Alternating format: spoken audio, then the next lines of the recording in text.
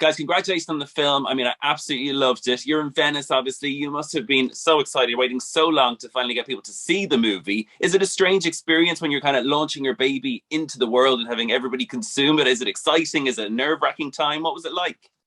I guess it's nerve-wracking because, we've been waiting to sort of show the film for so long. And then it was a bit surreal yesterday. The first thing that you do is a big press conference before you've even like watched it with an audience. And then we had the screening last night, which was really surreal because like there's lots of people there and they're all watching the movie. And then we had this kind of like crazy like standing ovation at the end, which it just started to feel. I sort of leant over to kind of Anya and Matt and said, I feel like we're not in high altitude, but I feel like this high altitude kind of just starting to feel surreal now in a very nice way. It was really sweet. And, there was like Bong Joon-ho was sitting behind us and it was just like, it was great. I mean, you can ask for a nicer way to be back at the movies. Yeah, and the concept of the film is brilliant. I mean, it's edge on the edge of your seat, but it's so complex as well. Where did the idea come from, and how did this all come together? I guess there's like a number of inspirations for it. I think sort of for me initially, like it's just like living and working in Soho and sort of being in Soho for 25 years and being very conscious of the history of the place and also, the kind of the darker side of Soho is something that I couldn't kind of really ignore, sort of spending so much time there. And I had the idea for the story for 10 years and had always intended to make it. And then actually, when I met Krysty through Sam Mendes, it was something where I realized that like, oh, I want to write the screenplay with Krysty because Krysty has her own connection with Soho. Yeah, I worked in an Irish bar called the Toucan, best Guinness in London, if I do say so Makes myself.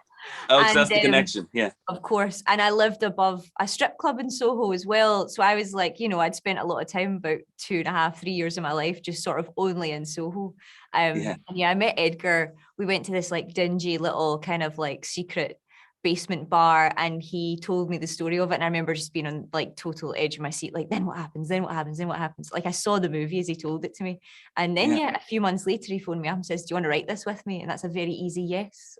I'd say so. A scene that stands out that everybody's going to be talking about from this movie is the dance scene in Café de Paris. I mean, it's already iconic as you're watching it.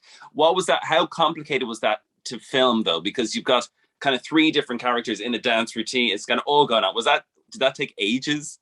I mean, the key to it is rehearsal. Is like just like rehearse and rehearse and rehearse. So we actually have some amazing like footage of just the rehearsal takes where we first rehearsed it all with dancers, and then we like on a Saturday when we weren't shooting the movie, we rehearsed with Matt Smith, Anya Taylor-Joy, and Thomas and Mackenzie. And the thing about it, and when you watch the sequences, it's all pretty much happening in vision. It's no like sort of it's all one take essentially, apart from one bit of trickery at one point.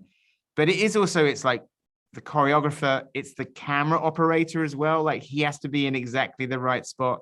So it's just something that we kind of rehearsed it and rehearsed it and rehearsed it to the point where, on the day, like, so we all kind of knew what we were doing. But I'm really proud of that sequence because, everybody like nails it. I feel particularly, even though it's like the girls are sort of dancing around him, but it all stands and falls on Matt Smith in the middle of it. So I think he felt the most pressure during it of like, I don't want to screw up the shot. He's kind of in the center of the shot the entire time.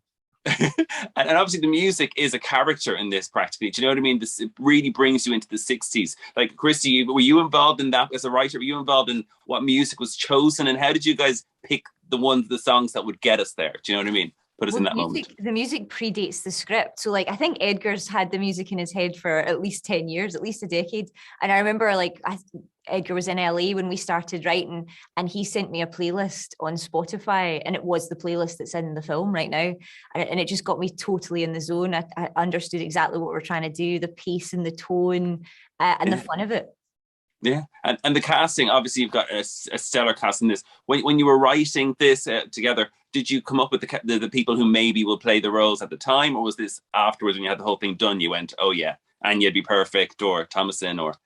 Well, in the Anya case, yes, but in a different way. What was funny is that I'd in a similar way to Krysty, I'd met Anya Taylor-Joy in 2015, and over our first coffee together, after I saw her in The Witch, I told her the entire plot for the movie.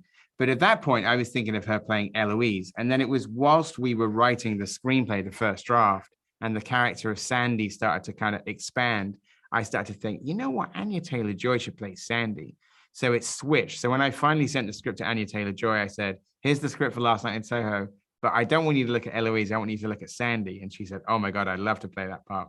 So then the brief, you know, like there was who's going to play Eloise. And Thomasin McKenzie I'd seen in Leave No Trace and thought she was just phenomenal in that movie. So it just came together very sort of quickly that those two people were going to play the parts. Hey, well, congratulations on the film, guys. It's been brilliant to talk to you, and honestly, absolutely loved it. Thank you. Thank you Thanks, so Sean. much. Take care. Bye. Bye.